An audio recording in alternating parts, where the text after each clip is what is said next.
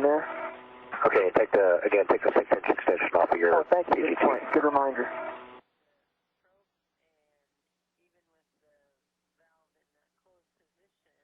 Pick up. Thanks, Sam.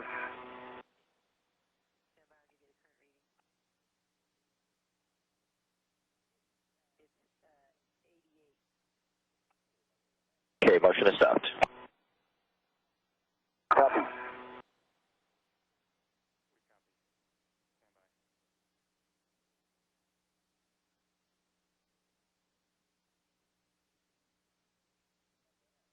And Dan, okay, we're going to move you to the published egress position.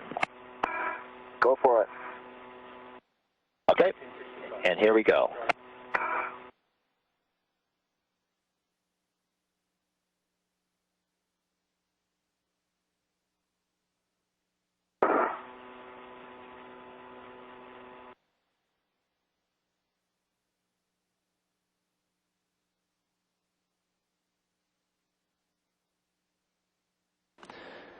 The space station's robotic arm has a grip on the payload data grapple fixture, which Walheim and Love installed in the early part of today's spacewalk.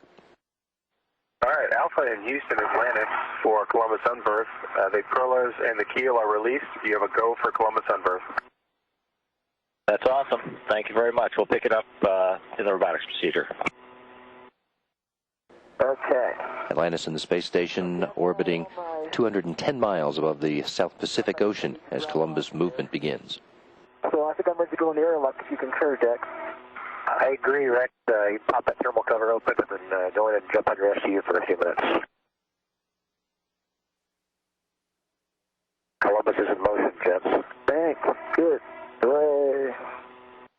Columbus has started its trip to the New World. All right. Okay, Dex, so now I got safety tethers. And I think I'm ready to travel.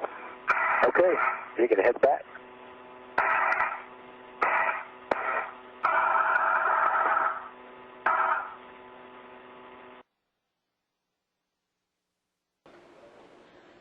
This camera gives us a good perspective. If we see Atlantis being very slowly lifted out of the payload bay of the space shuttle.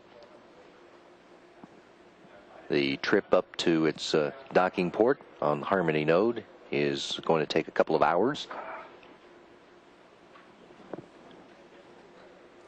Mission specialist Leland Melvin is prime at the controls of the space station's robotic arm. He's being assisted by mission specialist Dan Tani and space station flight engineer Leo Aarts. Okay, Rex. Meanwhile, spacewalkers Rex Walheim and Stan Love are translating back up the space station toward the Quest airlock. They are going to stop there to conduct a oxygen recharge of both of their suits before they head off to the remaining tasks for the spacewalk. That's at the nitrogen tank assembly on the P1 truss, where they'll be disconnecting nitrogen lines and electrical connections and breaking torque on some bolts to set up for the second EVA activities, which will be to remove that depleted nitrogen tank assembly and install a new fully charged one in its place. Okay, Dex, my 85-foot safety tether is stowed in the airlock. Thanks, Rex. You want to wreck that OTSD while you're at it? No, I'm going to have to get out and come back in. Okay. Because I can't get it out this direction. Roger.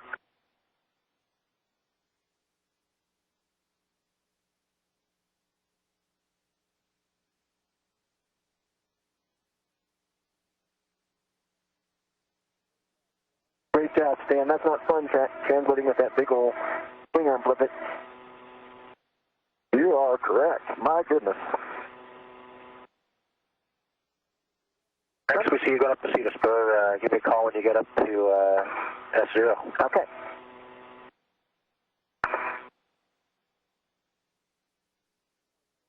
There we go. Now to capture.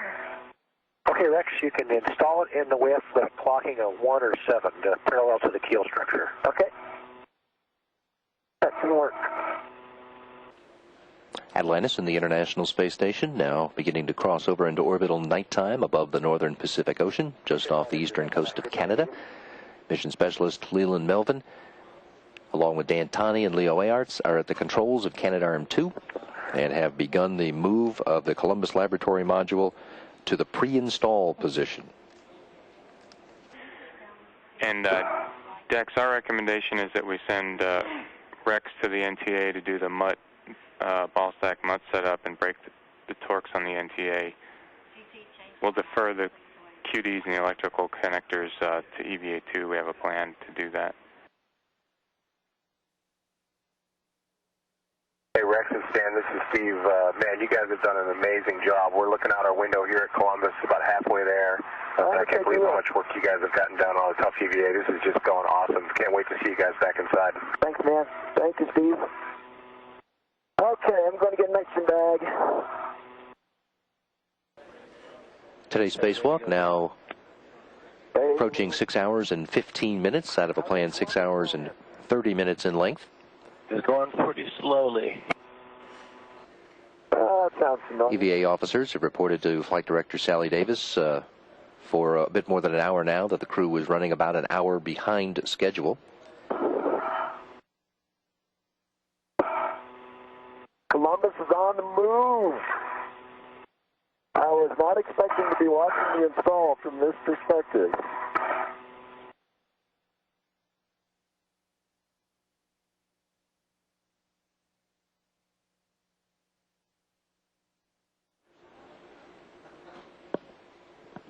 Now a good clean view of Columbus module, just a few feet away from being attached to the International Space Station's Harmony node.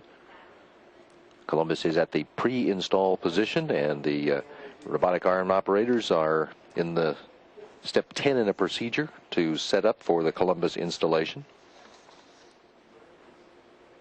Once that's moved into those latches, it'll go through a procedure that is known as first stage capture. Walheim has completed breaking torque on the first of 4 bolts holding the NTA into place. Once he's done with each of the 4, he will also go back to each of the 4 to turn them back clockwise in order to reseat the bolts to make sure that they stay in place before they are to be removed during Wednesday's spacewalk.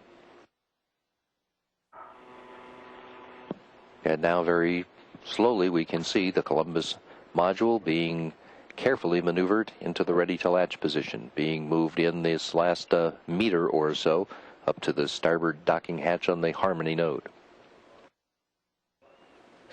Rex Walheim has completed breaking torque on all 4 bolts holding the nitrogen tank assembly in place.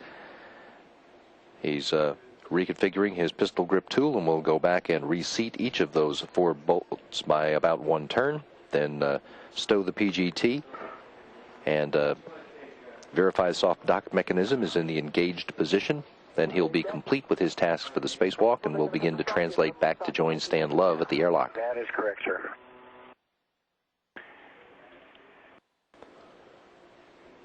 Canadarm2 continuing to gently move the Columbus Laboratory Module into the ready-to-latch position against the Harmony node.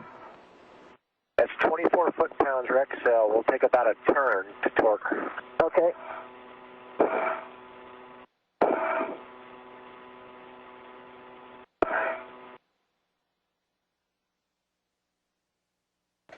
Columbus now 1 foot away from the ready-to-latch position. About 3/4 of a turn, bolt 1. Say it again. Bolt 2 was next? Yes, bolt 2 next. Okay, I got it. And it was about 3/4 of a turn also. And we have a green light, 25.0 foot-pounds. Okay, bolt 3. Okay, we adjust here. Dex, Stan with a question. Go ahead. Rex's airlock.